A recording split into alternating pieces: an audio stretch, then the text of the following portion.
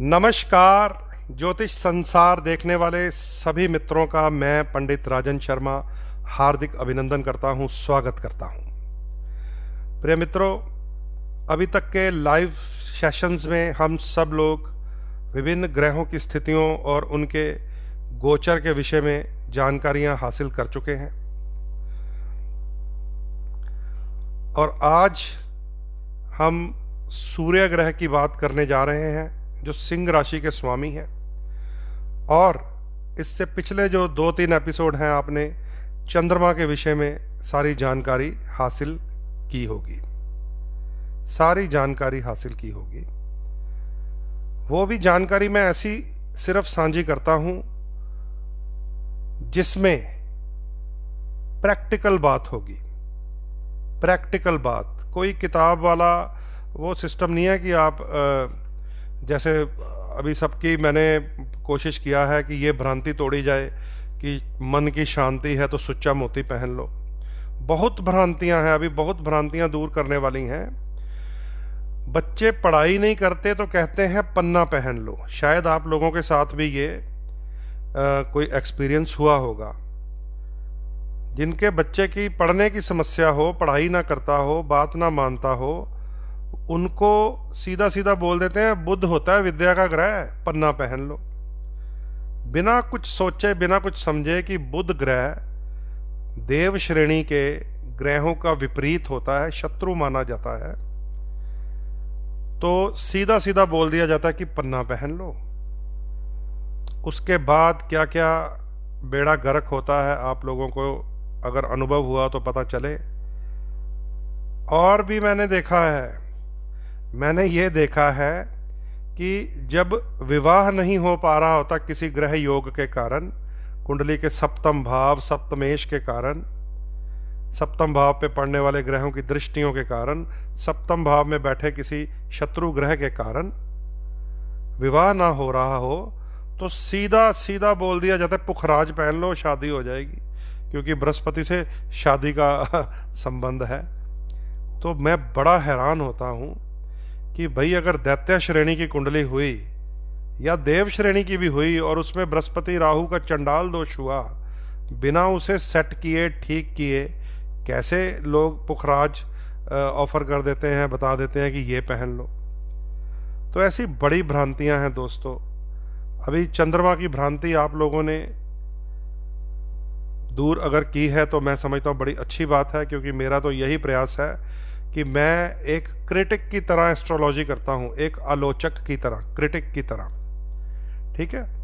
और दो शब्द होते हैं, एक निंदा करना, एक आलोचना करना। कई बार हमें लाइव में निंदक मिलते हैं, आलोचक नहीं मिलते। आलोचक वो होता है जिनको सब्जेक्ट की सारी जानकारी हो और फिर उस सब्जेक्ट के विषय में कोई, जिसको कहते हैं ना, शास्त्रार्थ हो। और उसके लिए भी ये जो मेरा लाइव सेशन होता है वो स्टेज नहीं है, उसके लिए भी ये स्टेज नहीं है, क्योंकि इसमें तो हम जानकारी आदान प्रदान कर रहे हैं, जनरल डिस्कशन। इसलिए एक क्रिटिक की तरह मैं आपके साथ स्वयं एस्ट्रोलॉजी की बातें कर रहा होता हूं कि ये चीज़ ठीक नहीं है, ये चीज़ ठीक नहीं है, ये चीज़ ठीक नहीं है। जब मैं ये कह रहा हूं कि ये स्टोन पहनना ठीक नहीं है, जब मैं ये कह रहा हूं कि नवरत्न लॉकेट पहनना ठीक नहीं है, क्योंकि उसमें अगर सारे के सारे एक साथ लगाकर धारण करने हैं तो ज्योतिष की जो कैलकुलेशंस हम करते हैं उनका तो कोई मतलब ही नहीं रह जाएगा। अगर देव और दैत्य इकट्ठे करके गले में लटकाने हैं तो फिर कोई फायदा नहीं होता हमें। ये जो हम कुंडली बनाएं, कैलकुलेशंस करें, फिर क्या मतलब है देखने का। फिर तो जी जाओ और अंकल जी से, अंकल सैम से, है ना, नवरत्न लॉकेट ले आओ। तो ये ज्योतिष की मर्यादा भी नहीं है और कैलकुलेशन भी ये नहीं कहती। कैलकुलेशन ये कहती है कि ज्योतिष में 12 राशियां हैं और 12 ही भाव हैं, 9 ग्रह हैं। 12 राशियों से 2 श्रेणियां बंटती हैं, देव श्रेणी और दैत्य श्रेणी। देव श्रेणी के ग्रह जो हैं वो दैत्य श्रेणी के ग्रहों के साथ विरोधाभास रखते हैं और दैत्य श्रेणी के ग्रह जो हैं वो देव श्रेणी के ग्रहों के साथ थोड़ा सा एंटी इफेक्ट रखते हैं। इसलिए बड़े ही ध्यान से इस ज्योतिष को समझना पड़ता है, नहीं तो लोगों के हजारों हजारों हजारों रुपए खराब होते हैं, वेस्ट होते हैं अगर ना समझ आए। ठीक है, अगर सही तरीके से रेमेडीज ना की जाए तो लोगों का यकीन टूटता है, क्योंकि जब तक यही नहीं समझ आएगी कि मेरा लगन क्या है, मैं किस श्रेणी का हूँ, मेरी कुंडली का पंचम पंचमेश कौन है जो संतान देगा, सप्तम सप्तमेश कौन है जिससे शादी होनी है या शादी की सेटिंग होनी है, जब तक ये समझ नहीं आएगी तब तक कोई भी इन ग्रहों की उपाय, शांतियां, पूजाएं, रतन कोई भी लाभ नहीं होता। इसलिए मेरा जो आपसे सीधी सीधी बातचीत, जनरल लैंग्वेज में बातचीत करने का मकसद यही है कि हम एक क्रिटिक्स की तरह बात करके भ्रांतियों को दूर करें। सागर मंथन की तरह पहले विष निकलता है, उसके बाद फिर अमृत भी निकलता है। इसलिए मित्रों, ये जो हमारा प्लेटफॉर्म है ये है डिस्कशंस का प्लेटफॉर्म, और उन डिस्कशंस का प्लेटफॉर्म जो मेरे अनुभव हैं, जो मैंने पिछले 20 साल में सीखा है, जाना है, समझा है, और अभी भी एज ए स्टूडेंट रेगुलर इसको सीखता जा रहा हूँ। अभी किसी मित्र ने लिखा कि मैंने उनको जो बताया वो 85% या 80% ठीक हो गया। तो हम जब लगभग 50% के आसपास पहुँच जाते हैं तो हम परमात्मा के आगे हाथ जोड़ देते हैं कि हे ऋषि पराशर, हे माता सरस्वती, हे गणेश जी, आपकी कृपा है। क्योंकि इसमें कोई 80%, कोई 100% नहीं हो सकता। ये इतनी महान विद्या है।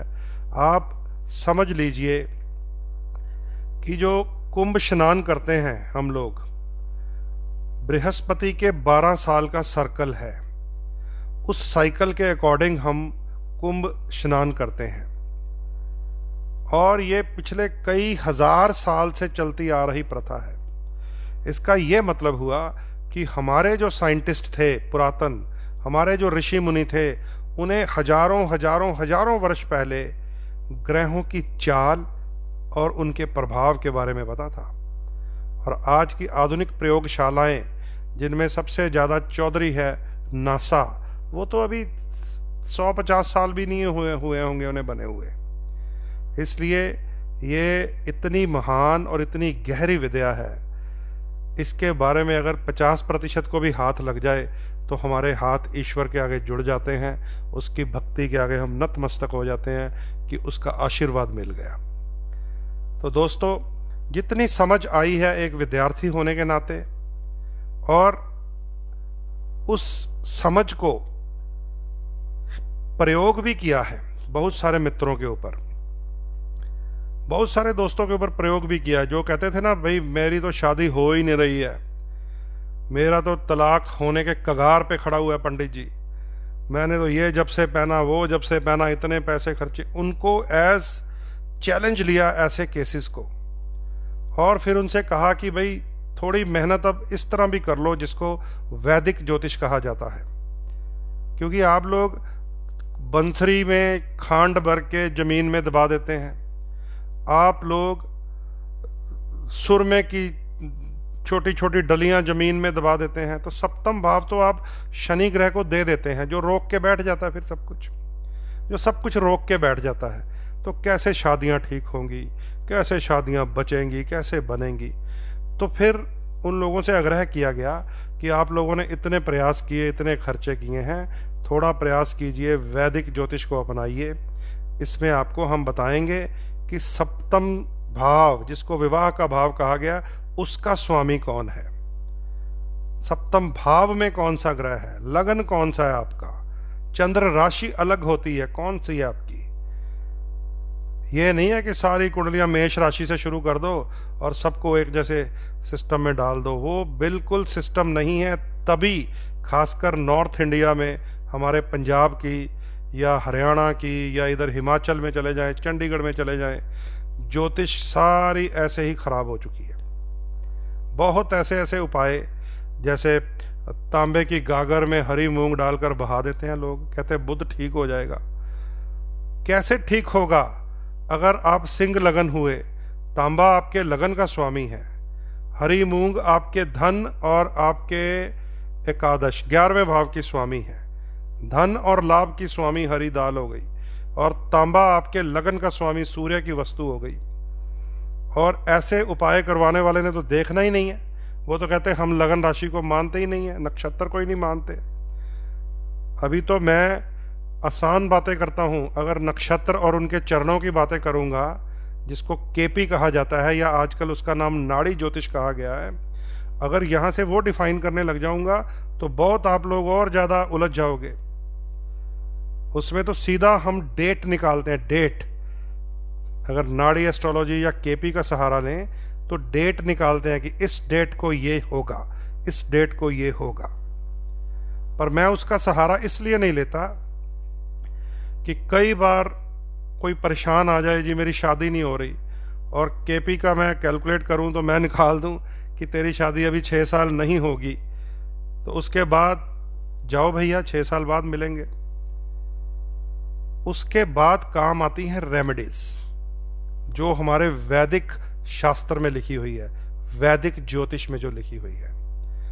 कभी भी कोई भी डॉक्टर अपने मरीज को नहीं कहेगा जा भैया तेरा काम 5 साल बाद होगा, तब ऑपरेशन होगा, तब आना, जब तक तो मरीज की टैं बोल जाएगी। इसलिए जितनी साधारण साधारण साधारण निचोड़ कर करके ये आज आपके साथ जो बातें मैं साझी कर रहा हूं, यहां तक हम उसको ले आए। तो जितने, किसी ने बंसरियां दबा रखी हैं, किसी ने, एक आया मेरे पास कहता जी मैंने सरसों के तेल का पौआ भर के उसको उल्टा पता नहीं कहाँ छप्पड़ में के गटर में दबा दिया। तो मैंने कहा क्या मिला उसके बाद? कहता बस जी सब कुछ लगा हुआ था, वीजा वूजा लगा हुआ था, है ना, मेरे को बोल दिया ये दबा दो, जाते ही तुम्हें वारे न्यारे हो जाएंगे। आज तक मैं जहाज नहीं चढ़ पाया हूँ। आया मेरे पास एक ऐसा आदमी, और पिछले 3 साल से वो कह रहा था मैंने ये जब से उपाय किया पता नहीं क्या लॉक फंसा, मैं जा ही नहीं पाया, जो मुझे बुला रहे थे उन्होंने ही मना कर दिया। फिर उनको बोला गया कि भैया पहले तुम्हारे न्यूट्रल करने के उपाय करेंगे, तुम लोगों ने 40-40 दिन ये कर दिया, 40-40 दिन वो दबा दिया, वो बहा दिया। इन सारी चीजों का कोई लेना देना नहीं है वैदिक ज्योतिष के साथ। तो फिर ऐसे लोगों के हमें न्यूट्रल करने के उपाय करवाने पड़ते हैं। उसके बाद लगन पंचम नवम को बल देना पड़ता है, उसके बाद त्रिक स्थानों की शांति करनी पड़ती है 6, 8, 12 की, फिर जाकर इन रत्नों रुतनों की बारी आती है। आजकल का तो ट्रेंड यही है कि आप जाकर बैठे नहीं, आपको स्टोन ऑफर कर दिया जाता है। This is the last stage. Gem therapy, चाहे वो पन्ने, नीलम, पुखराज, मूंगे, मोती हों, ये एक लास्ट स्टेज होती है। जब तक आप अपनी ऑरा क्लीन नहीं करते, अपने आसपास अपने शुभ ग्रहों की कलर थेरेपी से ऑरा क्रिएट नहीं करते, तब तक ये पुखराज, मूंगे, मोती, माणिक काम नहीं करेंगे। आपके आसपास राहु की ऑरा हो, आपने पुखराज पहन लिया, वो मिक्सचर होना शुरू हो जाएगा गुरु चंडाल का। आपके आसपास केतु या राहु की ऑरा हो, आपने पहन लिया शुक्र का ओपल, तो और भी ज्यादा गर्भग्रस्ती खराब हो जाती है, क्योंकि राहु को या केतु को या अपने किसी भी एंटी ग्रह को, नॉट ओनली राहु केतु, किसी भी कुंडली के लिए उसका एंटी ग्रह निकाला जाता है। उसकी ऑरा ठीक किए बिना जेम्स थेरेपी बहुत खतरनाक है। इसीलिए रतन अगर अमृत हैं तो विष भी हैं, ये कहा गया है हमारे शास्त्र में। रतन अगर अमृत हैं तो विष भी हैं। और एक तो रतन ही विष भरा है, एक रतन ही विष भरा है, उसका नाम है हेसोनाइट। हेसोनाइट एक स्टोन है, जहां पर सांप फुंकार मारता है, उस फुंकार को कहते हैं हिस। हिस, जब फुंकार मारता है सांप, उसको कहते हैं हिस।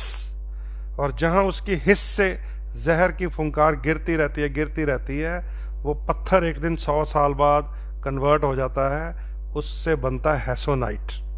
और बहुत सारे लोग हेसोनाइट पहनकर रखते हैं। कौन सी दशा में उनको बताया जाता है? राहु की दशा में। कहते हैं कि राहु की दशा में हेसोनाइट पहन लो। इसलिए ध्यान रखिएगा, जो विष क्रिएट करने वाला ग्रह है राहु, और उसकी दशा में विष को और तेज करने वाला रतन पहना दिया जाता है, हेसोनाइट। गूगल कीजिएगा हेसोनाइट और फिर उसका हिंदी नाम ढूंढिएगा। जब आपको हिंदी नाम मिलेगा तो आपको पता लगेगा कि कितने प्रतिशत लोग उसको पहन लेते हैं और फिर सारी उम्र निकाल देते हैं, परेशान रहते हैं, दुखी रहते हैं। नीचे लिख दिया सनी बलराज ने हेसोनाइट का हिंदी नाम। तो दोस्तों, गोमेद को कहा गया हेसोनाइट।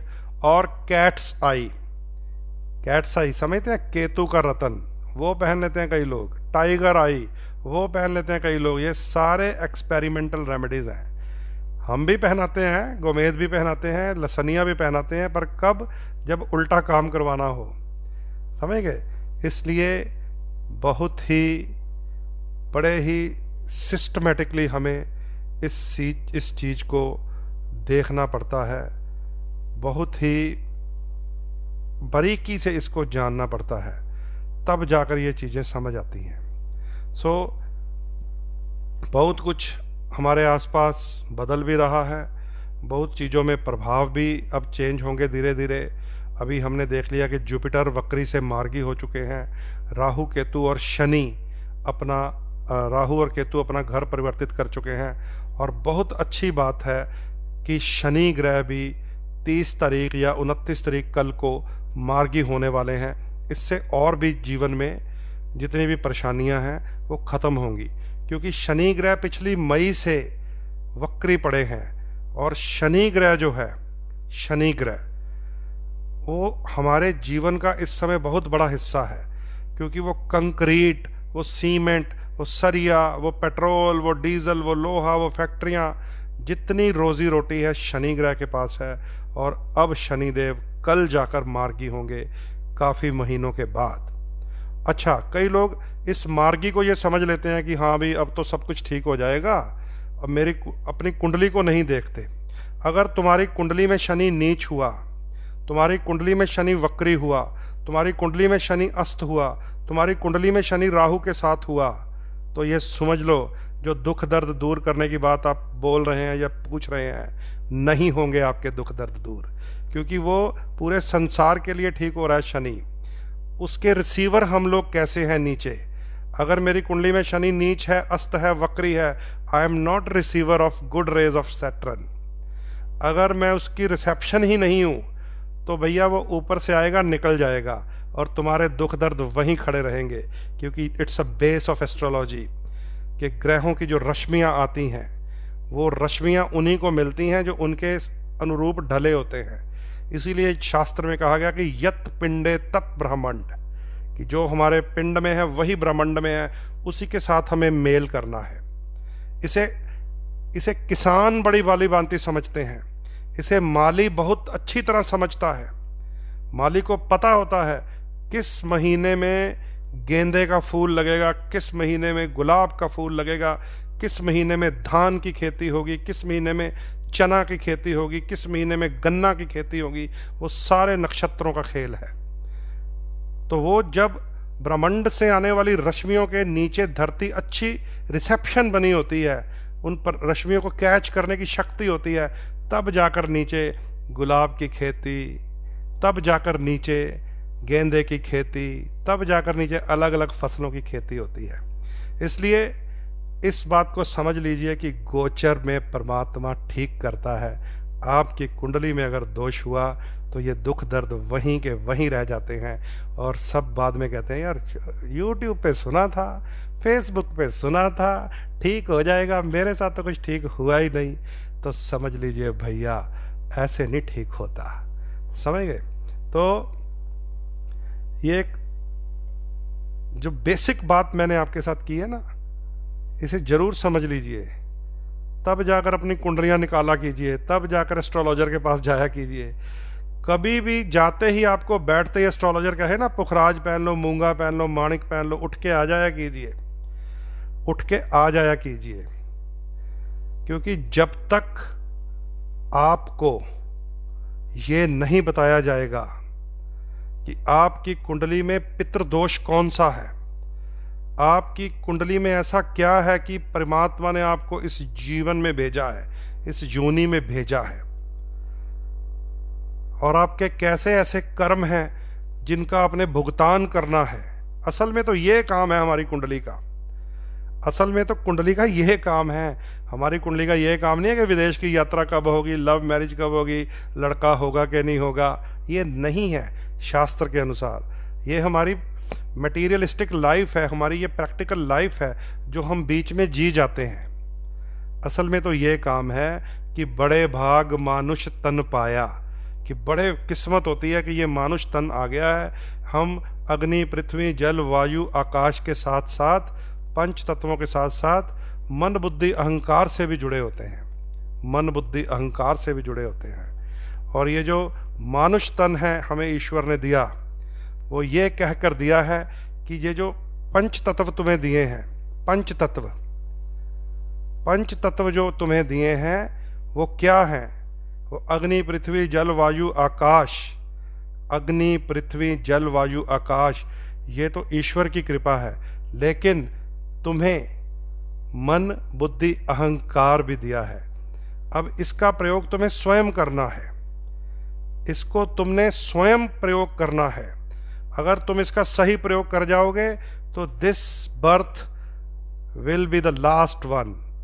सीधा ईश्वर के चरणों की प्राप्ति होती है, मोक्ष की प्राप्ति होती है इस मानव चोले में। लेकिन हम मटेरियलिस्टिक लाइफ में उलझ जाते हैं। हमें बच्चा, बीवी, गाड़ी, बंगला, इन चीज़ों को हमारी आंखों के आगे जाल बना होता है। वो भी ज़रूरी है क्योंकि हम इस जीवन में आए हुए हैं। लेकिन कुंडली में आपको कहाँ पर यह इशारा किया है कि भाई ये वाला जो कर्म भुगतना है इसको छोड़ दो, बाकी जो मर्जी करो। हमारे पास बहुत सारी कुंडलियाँ आती हैं, विशेषकर सप्तम भाव जिनका खराब हो, जिनके सातवें घर में राहु हो, केतु हो, प्रेत छाया हो, पितृदोष हो, शादी के घर में, तो मैं तो कह देता हूँ कि भैया अगर शादी ना करोगे तो बड़े सुखी रहोगे। क्योंकि तुम्हारे पूर्व जन्म का दोष है कि तुम किसी जीवन साथी को, किसी प्रेमिका को, किसी संगनी को चीटिंग करके आए हुए, धोखा करके आए हुए हो। इस जीवन में तुम्हें अब परेशानी मिलनी है जब सप्तम भाव को जागृत कर लोगे। मैं तो मुंह पे बोल देता हूं कि तुम्हारा दोष ही यही है कि तुम्हारा 7th हाउस खराब है। अगर तुम इसका त्याग कर दोगे तो तुम्हारे पास गाड़ियां, बंगले, ये वो सब रहेगा। बोलो है मंजूर? वो कहते नहीं नहीं पंडित जी उपाय करा दो राहु रूहू दा, मैं तो ब्याह कराना है। समझे? फिर जब वो कहते हैं नहीं जी नहीं, मैं कुंडली की बात नहीं माननी, आप मेरा उपाय करवा दो, तो फिर वहां से शुरू होता है मन, बुद्धि और अहंकार। और फिर हम माया के ऐसे जाल में उलझते हैं, धीरे धीरे धीरे धीरे उलझते जाते हैं। जिन लोगों का केतु खराब होता है, केतु को बालक कहा गया, विशेषकर मेल बेबी, पुत्र। हमने देखा अष्टम केतु, द्वादश केतु, केतु मंगल के साथ, केतु राहु और केतु के बीच में पंचम भाव में फंसा मंगल। मैं उनको सीधा बोल देता हूं, इसमें मेल बेबी का योग नहीं है, ये केतु खराब है। कईयों के 1 लड़की, 2 लड़की, 3 लड़की, फिर काके कहेंगे पंडित जी कोई योग बताओ, लड़का है। मैं कहता हूं बाबा इसमें योग नहीं है, मत छेड़ो इस कुंडली को। केतु ग्रह तुम्हारा नष्ट है, खराब है। तुम्हें सेवा करनी है बालकों की, तुम्हें सेवा करनी है आवारा डॉग की। ये तुम्हारी कुंडली का निर्देश है, ये है पूर्व जन्म का दोष। लेकिन वो कहते हैं नहीं, फलाने बाबे तो मैं दवाई लेके आया, फलाने डॉक्टर से मैंने स्पर्म सेपरेशन करवा लिया है, फलाने से ये करा लिया है, लो जी कर लिया, बच्चा पैदा हो गया हमारे लड़का। और वो इतने दुखी रहते हैं, इतने परेशान रहते हैं। ऐसी ऐसी कहानियां हैं मेरे पास, और शहर की बड़ी बड़ी फैमिलीज की कहानियां हैं जिनको ये निर्देश बताए भी गए थे। लेकिन अब बार बार आते हैं पंडित जी कोई उपाय बता दो, इसने तो जान लेनी की हुई है, इसने तो दुखी किया हुआ है। तो ये कुंडली जो है उसका नाम ही कुंडली है, सर्प की कुंडली है, वही तो खोलनी है, वही तो हमारे सारे चक्र खोल के बिल्कुल ईश्वर तक पहुंचने का रास्ता होता है। तो ये 2 तरह का जीवन है दोस्तों, जो हम आप हैं मटेरियलिस्टिक लाइफ में हैं, इसलिए हमें रेमेडीज की जरूरत पड़ती है।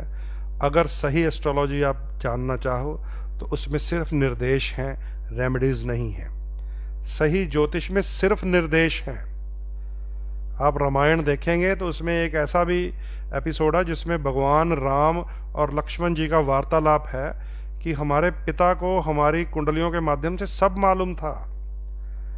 हमारे पिता को, आर्य सुमंत्र को सब मालूम था कि श्री राम को वनवास भी होगा, सीता का हरण भी होगा, उनके जीवन में रावण भी आएगा, दशरथ को सब मालूम था।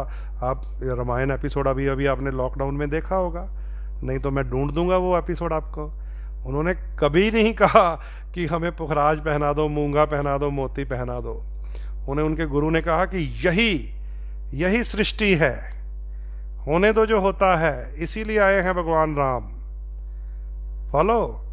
तो तुलसी बाबा ने जब रामचरितमानस पूरा किया तो अंत में क्या लिखा? राम जब वन गए तो कुछ बन गए।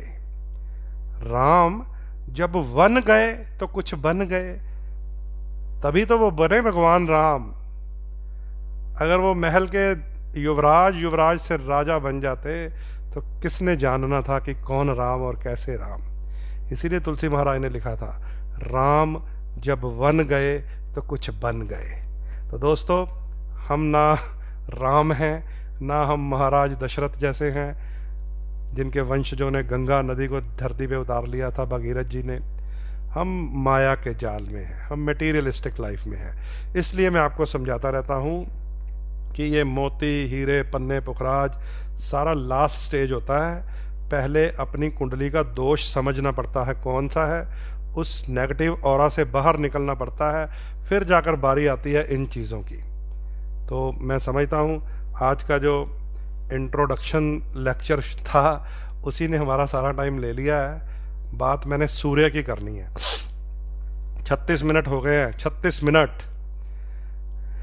तो सूर्य की बात करने से पहले मैं आपको बता दूं कि चंद्रमा के बारे में हम लोग बात कर चुके हैं। और जो लोग साधक हैं, जो लोग मेडिटेटर हैं, वैसे तो पुराना शब्द तो हमारा साधना ही है, पुराना हमारा शब्द साधना है। आजकल का मॉडर्न शब्द निकला है मेडिटेशन, समझ गए? अगर साधु संत आंखें बंद करके जाप करें तो वो कुछ और, अगर आप मॉडर्न टी शर्ट कपड़े पहन के आंखें बंद करके कुछ करें तो वो मेडिटेशन है। चलिए, फिर भी ठीक है, कुछ तो करते हैं। अगर जो लोग साधक हैं, मेडिटेटर हैं, मांत्रिक हैं, जो जप साधना करते हैं, उनके लिए बड़ा उत्तम दिन आने वाला है। 1 अक्टूबर, अश्विन मास की पूर्णमासी। 1 अक्टूबर को अश्विन मास की पूर्णिमा है। इस दिन का आप लोग पूरा फायदा उठा सकते हैं, क्योंकि अधिक मास जिसमें भगवान विष्णु की पूजा हो रही होती है और पूर्णिमा सत्यनारायण की कथा और सत्यनारायण भगवान के व्रत का दिन होता है। पूर्ण पावर में जिस दिन चंद्रमा होता है, अगर आपकी कुंडलियों में चंद्रमा नीच हो, चंद्रमा राहु, केतु या शनि से पीड़ित हो, आपकी कुंडलियों में पूर्व जन्म का दोष श्राप सता रहा हो, तो 1 अक्टूबर अभी जो आने वाली है उस दिन है अधिक मास, अश्विनी माह की पूर्णिमा। उसका भी आप लोग लाभ उठा सकते हैं। इसे भी आप नोट कर लीजिए, क्योंकि जब आप ज्योतिष शास्त्र को समझते हैं तो आपको तिथि का महत्व पता होना चाहिए। अमावस्या वो तिथि है जब सूर्य की शक्ति क्षीण होती है, राहु, केतु और शनि की बड़ी होती है, अंधेरे की, तो वो भी दिन प्रयोग किया जाता है। इन्हीं राहु, केतु, शनि को कंट्रोल करने के लिए मंत्र साधना द्वारा, यंत्र साधना द्वारा, हवन साधना द्वारा। और पूर्णिमा वो तिथि है जब चंद्रमा में बल आता है, और जब चंद्रमा में बल आता है तो भी हम अपने शुभ ग्रहों को और बलवान कर सकते हैं और इन्हीं राहु, केतु, शनि के ऊपर नियंत्रण कर सकते हैं। क्यों? क्योंकि चंद्रमा में जब बल है तो समझ लीजिए भगवान शक्ति दे रहे हैं। कौन से? महादेव। इसीलिए तो चंद्रमा को हम कहते हैं महाकाल की डाई चाल। तो 1 अक्टूबर अश्विनी मास की पूर्णिमा है, अधिक मास में आ रही है। नारायण की कृपा रहेगी, शंकर भगवान का आशीर्वाद रहेगा, चंद्र की चांदनी में इतना बल रहेगा कि वो दूध में, खीर में भी अपनी रश्मियाँ छोड़ देता है। और लोग दूध या चांदनी में नहाते हैं और उसमें जप तप साधना करते हैं। ऐसे में अगर कुंडली के दोष का आपने निवारण करना हो तो उसका भी आप लोग लाभ उठा सकते हैं। तो दोस्तों, आइए अब आज के टॉपिक में चलते हैं, ठीक है। क्योंकि आप चंद्रमा के बारे में 4 एपिसोड सुन चुके हैं, वो सारे आपको यूट्यूब पर भी मिल जाएंगे। उससे पहले आप पितृदोष के सारे एपिसोड सुन चुके हैं, वो भी आपको यूट्यूब पर मिल जाएंगे। उससे पहले आप त्रिक स्थान के नेगेटिव ग्रह कौन सा है, हमारा नेगेटिव हाउस कौन सा है, वो भी आपको मेरे यूट्यूब पर सारे मिल जाएंगे। इसलिए जो लोग नए हैं वो अगर फेसबुक से नहीं ढूंढ पाएंगे तो यूट्यूब पर जाकर जब लिखेंगे पंडित राजन शर्मा लुधियाना, या और भी उसको स्पेसिफाइड करना है तो पंडित राजन शर्मा लुधियाना 9872065786, तो मेरे वाला आपको यूट्यूब चैनल नज़र आएगा। नहीं तो उसमें फिर कई बहुत सारे पंडित राजन शर्मा हैं, राजन जी एंड साजन जी उसमें बड़े हमारे भजन गायक हैं और क्लासिकल सिंगर हैं, उनकी भी फिर आपको यूट्यूब चैनल पे सुनने को भजन मिल सकते हैं। लेकिन अगर आप ज्योतिष पसंद करेंगे तो आपको लिखना पड़ेगा पंडित राजन शर्मा लुधियाना 9872065786। वहाँ पर आप जाकर उसको सब्सक्राइब जरूर कीजिएगा और पुरानी सारे वीडियोस आप वहाँ सुन सकते हैं। और जब मैं टीवी शो चलाता था उस टाइम के भी मेरे कुछ वीडियोस वहाँ पे 50-60 पड़े हुए हैं, आज से 7-8 साल 9 साल पुराने की पड़े हुए हैं, वो भी आप लोग देख सकते हैं। मेरे पास वो वाले एपिसोड मेरे हैं जो पुराने ज़माने में वीसीआर की कैसेट में भरे जाते थे, वो भी है मेरे पास। 20 साल पुराने भी हैं, 18 साल 15 साल, कम से कम 300-400 कैसेट्स हैं मेरे पास। लेकिन अब वो वीसीआर का ज़माना नहीं है, वो मुझे सिटी केबल ने गिफ्ट कर दी थी, विन केबल ने गिफ्ट कर दी थी। लो जी पंडित जी, आपके 10-12-15 साल हमारे साथ निकले हैं, ये लीजिए अपने सारे एपिसोड ले जाइए। पर वो अब वो VHS कैसेट्स हैं VCR वाली, अब वो मैं उसको कन्वर्ट कराऊंगा फिर यूट्यूब पे डालूंगा, उससे अच्छा तो मैं नया बोल दूंगा, ठीक है। तो आप लोग यूट्यूब पर भी जाकर सारी इस कहानी को दोबारा सुन सकते हैं और सुनते रहा कीजिए। क्योंकि ये जो एपिसोड्स होते हैं ना, इन एपिसोड्स को अगर आप 2-2, 3-3, 4-4 बार सुनेंगे तो आपको ज़्यादा समझ आएगी, ठीक है ना। चलिए, तो अब आज वैसे तो एपिसोड लेके आया हूँ मैं सूर्य ग्रह का, लेकिन हमारे जो लगभग 40 मिनट्स हैं हमारी इंट्रोडक्शन में निकल गए हैं, तो इसीलिए आसपास दोनों सूर्य महाराज के जो सिंह राशि के स्वामी हैं उनके सिंबल हैं। सिंबल इधर भी है इधर भी है, आपको स्क्रीन पर शायद दिख रहे होंगे, दिख रहे हैं, एक इधर सिंबल है एक इधर सिंबल है। मेरे को तो किसी ने ये भेज दिया कि पंडित जी जब सूर्य के बारे में बात करेंगे तो सिंह शेर की बात करनी है तो ये सिंबल लगा देना। मैंने फिर उनको कहा कि अगर मेरे लिए आप इतनी मेहनत कर रहे हो तो जब भी मैं किसी राशि की बात करता हूँ फिर स्कॉर्पियो के लिए बिच्छू भेजना पड़ेगा, मगरमच्छ के लिए मकर राशि के लिए भेजना पड़ेगा आपको। तो मुझे आज आसपास ये सिंह बैठे हुए हैं, लियो, ठीक है। तो ये आज सूर्य की बात करनी है। चलो आई थोड़ा सा कर लेते हैं, टाइम चेक करता हूँ साइड में, 42 मिनट हो गए हैं, थोड़ा 20-25 मिनट और बात कर लेते हैं। तो दोस्तों सूर्य ग्रह की बात करते हैं। सूर्य ग्रह जो हैं वो सिंह राशि के स्वामी हैं, इसे आप समझ लीजिए। जिन लोगों का लगन सिंह है, मैं हमेशा दोबारा यही बताता हूं कि मैं चंद्र राशि की बात कभी नहीं करूंगा, मैं लगन की बात करूंगा। जिन लोगों का लगन सिंह है उनके बारे में बात करूंगा, ठीक है। सिंह राशि के स्वामी कौन होते हैं? सूर्य। और सिंह राशि अगर कुंडली के फर्स्ट हाउस में आ गई तो that will be Leo ascendant, यानी कि सिंह लगन की कुंडली बनती है। सूर्य महाराज को ग्रहों का राजा भी कहा गया है।